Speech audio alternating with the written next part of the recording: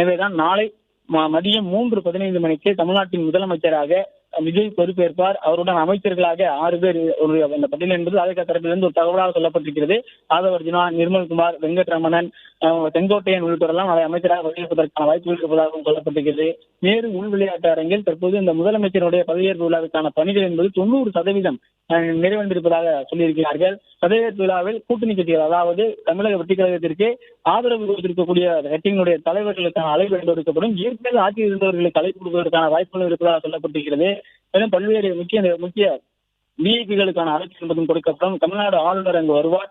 தமிழ்நாட்டினுடைய முதலமைச்சருக்கான அந்த பதவி பிரமாணத்தையும் ரகசிய காப்பு பிரமாணத்தையும் சொல்வார். உறுதிமொழியை வாசிக்க சொல்வார்.